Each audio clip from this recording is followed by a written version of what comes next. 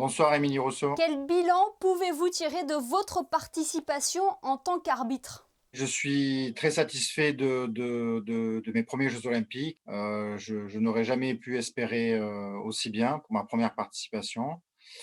C'est un rêve que je vis éveillé.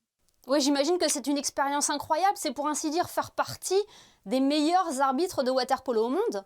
Tout à fait, j'ai cette, chance. J'ai prouvé, au début du tournoi que on pouvait compter sur moi et je suis très honoré, de la confiance qu'on a posée en moi et j'espère représenter au mieux, Monaco et la France. Alors comment vous aviez réagi à votre sélection olympique, Sébastien? C'était déjà il y a quelques temps puisque, avec le covid, on avait été, désignés en décembre 2019, c'était beaucoup d'émotions parce que je m'y attendais pas du tout. Mon objectif premier c'était Paris 2024 et c'est vrai que de se voir proposer une participation olympique, pour Tokyo 2020, c'était complètement inattendu. Donc c'est vrai, je vous cacherai pas qu'il y a quelques larmes qui ont coulé, et on a partagé ça en famille. Est-ce qu'on peut dire, Sébastien, que c'est votre expérience dans le haut niveau qui a été récompensée? C'est mon abnégation, c'est, beaucoup d'investissement. On n'est pas des professionnels, hein, les arbitres, en water polo, on n'est pas du tout professionnels. Donc c'est beaucoup d'investissement en dehors du travail, que je mène, au sein de la principauté. C'est des participations en Champions League, c'est des participations en finale de World League.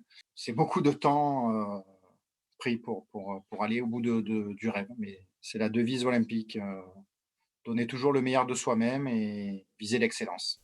Et comment vous avez vécu, vous, les conditions sanitaires, l'absence du public? Est-ce que cela a impacté aussi votre travail? Pour nous, arbitres, c'est vrai que c'est plutôt un peu plus facile à gérer puisqu'il y a une pression un peu moins importante du public. Maintenant, c'est vrai qu'on aurait préféré le public malgré tout pour profiter de l'événement, de cet événement magique. Les conditions sanitaires, elles sont ce qu'elles sont. On a des tests, tous les jours.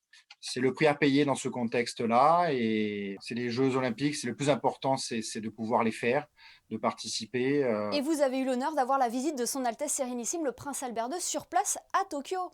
Et oui, j'ai été très touché effectivement par la visite, de monseigneur, qui est venu effectivement me soutenir pour mon premier match olympique. Je fais partie donc du rêve olympique et monseigneur est très attaché justement, aux valeurs de l'olympisme et même si on est arbitre et participant, dans un sport peut-être, qui peut paraître moins populaire que d'autres sports, de venir, par sa présence soutenir, ma mission, j'ai été effectivement très très touché.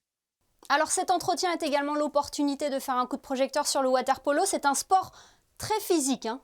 Tout à fait, c'est un sport collectif, de contact, mais c'est un sport qui mérite d'être plus connu, pratiqué également en principauté, déjà depuis, le début du XXe siècle. Donc c'est, un sport qui génère énormément d'émotions, physiquement, très éprouvant, mais aussi très riche. Très riche par la perception du jeu, très riche par le domaine aquatique, qu'on doit aussi maîtriser, donc abordable aussi dès le plus jeune âge. Et quel est le niveau de l'équipe première de Monaco? Quels sont ses objectifs la saison prochaine? On le rappelle, vous gérez aussi la section water polo de la S Monaco Natation, hein.